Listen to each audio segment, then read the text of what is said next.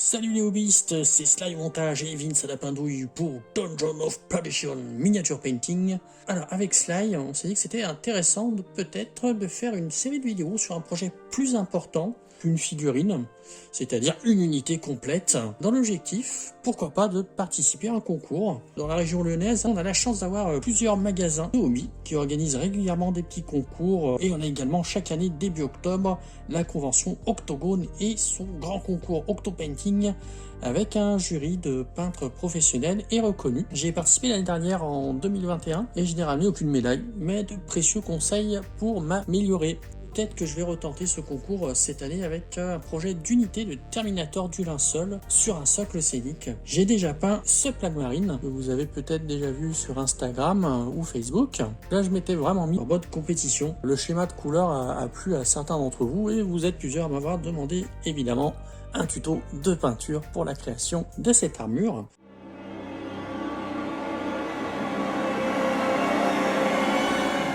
On va tout de suite vous montrer la peinture donc de ce schéma que vous venez de voir sur le Plagmarine et on va le faire sur ce Terminator.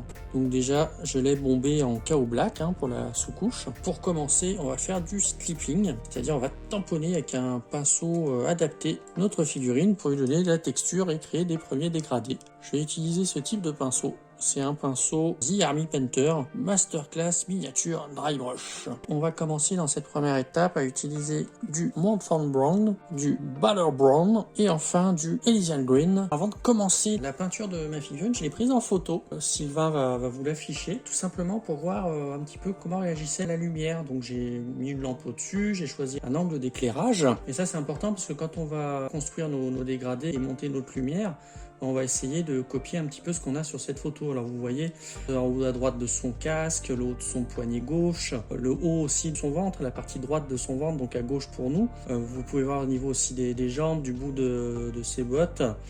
Et en haut des épaulettes, il y a beaucoup de lumière et donc on va essayer de copier cette lumière avec notre peinture pour créer le contraste et puis donner quelque chose d'un petit peu réaliste. Comme convenu, on va commencer avec le Montfaucon Brown. Alors j'ai mélangé dans ma palette peut-être 60% d'eau et j'essaye d'avoir une texture qui me permettent en tamponnant comme ça, vous voyez, d'avoir des petits points. Si on met trop de peinture, on aura du mal à avoir des petits points et si on met trop d'eau également. Pour l'instant, on va simplement faire un passage de Montfaucon Brown un peu partout et donc en slipping, c'est-à-dire je vais tamponner comme ça.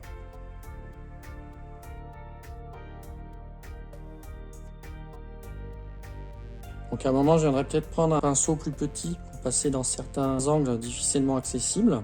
Voilà, pour l'instant, on ne s'inquiète pas de la lumière ou des éclaircissements des dégradés. C'est vraiment le premier passage, donc on en fait déjà un. Voilà, on se retrouve dès qu'on a fait tout ce premier tamponnage.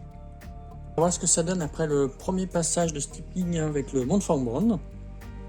On a déjà un petit peu commencé à colorer et texturer notre armure. On va en faire un deuxième avec le même mélange, mais en réduisant un petit peu la zone, en partant d'un peu plus haut à chaque fois, et puis en se concentrant là où il y aura le plus de lumière sur notre figurine. Donc j'ai commencé là par exemple la moitié du bidou. On a vu sur la photo que c'est surtout ce côté qui serait bien éclairé. On a aussi le haut du casque ici. On avait dit les poignets, ça c'est les parties plus éclairées. Le haut des épaulettes, ici là les jambes. Donc je fais un deuxième passage un peu plus réduit en me concentrant sur les parties qui me sembleront les plus lumineuses. Son arme, la faux, je la laisse de côté pour l'instant. La cape aussi, on les travaillera autrement. Et pareil, là vous avez plein de détails, mais ne vous inquiétez pas, on reviendra y peindre avec des métalliques, avec d'autres couleurs.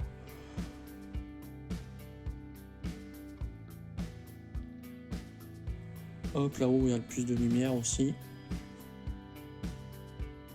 Voilà, si ça vous aide, faites une photo comme moi, essayez de vous y référer au fur et à mesure de l'avancée de votre projet. Et là derrière, on est vraiment dans l'ombre, donc on va pas trop insister. On va faire un autre passage encore sur les endroits qui seront les plus lumineux. Tout petit peu de ce côté. Là, on commence déjà à construire quelque chose d'intéressant. N'hésitez pas à me dire dans les commentaires si vous êtes déjà habitué au concours ou si vous n'en avez jamais fait, si ça vous tente. Si cette série de vidéos vous semble une bonne idée, de voir un petit peu les étapes de l'imagination d'un projet jusqu'à la réalisation de celui-ci. Pour ça, dans les concours, vous avez souvent niveau par exemple débutant, intermédiaire ou débutant confirmé et master. Donc vous êtes libre de participer dans le niveau que vous souhaitez. Donc même les débutants sont les bienvenus et peuvent repartir avec une récompense, avec une médaille qui motive, qui fait plaisir. Et puis qui donne envie d'aller plus loin, et puis qui sait un jour peut-être d'aller jusqu'au Golden Démon. On en a fait pas mal avec notre Montfort Brand, on fait environ 2-3 passages. On va passer à la deuxième couleur, donc qui est le Balor Brown. Je suis en train de revoir mon mélange, là ça va pas, je pense que j'ai mis un petit peu trop d'eau. Je vous montre, j'ai mis un petit point sur ma palette, ça fait pas comme tout à l'heure, ils sont moins espacés, là comme c'est trop liquide, ça marche pas bien, donc il faut que je rajoute un peu de peinture. Hop, on reprend comme ça. Ah, vous voyez là, on retrouve nos petits pointillés. On va pouvoir reprendre. Donc, on va prendre vraiment sur les parties hautes avec notre Balor Brown, apporter une teinte différente. On va commencer par le bidou comme ça. Voilà. En haut de l'armure.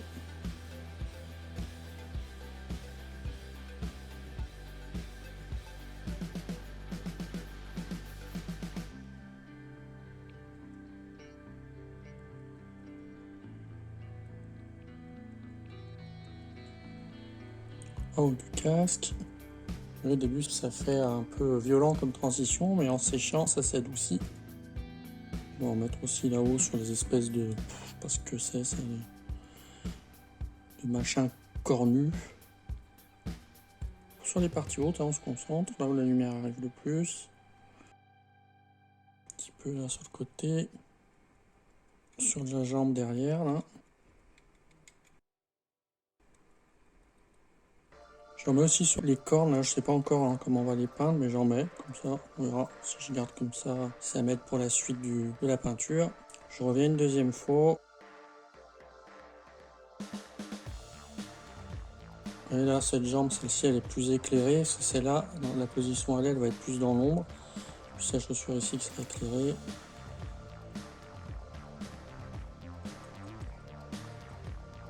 On est pas mal avec le Balor Brown. Je vais surprendre notre photo. J'ai essayé d'éclairer ici, là, le haut des poignets. Enfin, hop, la jambe ici. Et puis la botte, comme sur la photo. Moi, j'ai pas fait de photo de derrière, mais il y a la cape un peu qui cache tout. Puis l'éclairage arrivera bien en haut, comme ça.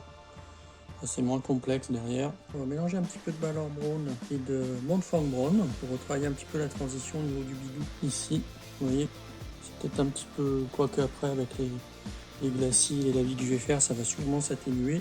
On va quand même revenir avec un petit mélange comme ça. C'est une transition un peu plus douce. Et un petit peu sur les bras ici. Là, on est pas mal, j'ai l'impression. Et puis on va attaquer l'Elysian Green. J'ai préparé mon Elysian Green exactement comme le Montfort Brown et le Balor Brown. La même consistance, la même quantité d'eau pour essayer de faire ma petite texture, mon petit tapotage.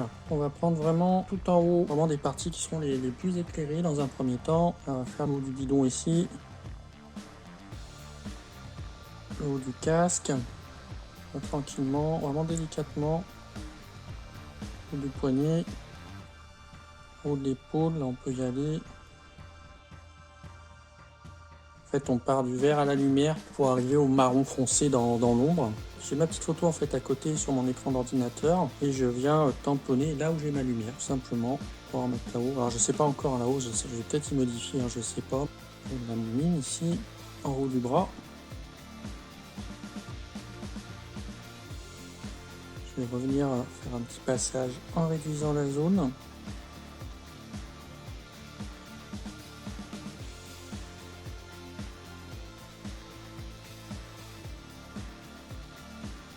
Et là on a construit notre dégradé, c'est déjà pas mal. C'est texturé, c'est dégueulasse, mais c'est joli, c'est une orgueule. On va mettre un petit peu en bas de la jambe là. Prendre un petit peu de lumière quand même. Là.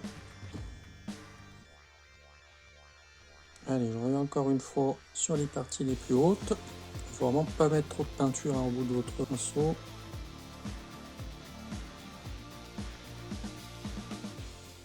Et voilà les hobbyistes, c'est fini pour ce premier épisode. On vous met très vite la suite. et je mettrai un lien en haut à droite de cette vidéo pour que vous puissiez y accéder directement. N'oubliez pas de lâcher un gros pouce vers le haut si cette série vous plaît, et également à vous abonner, activer la cloche pour avoir la notification des prochaines vidéos. Et je vous dis à bientôt sur Dungeon of Perdition Miniature Painting.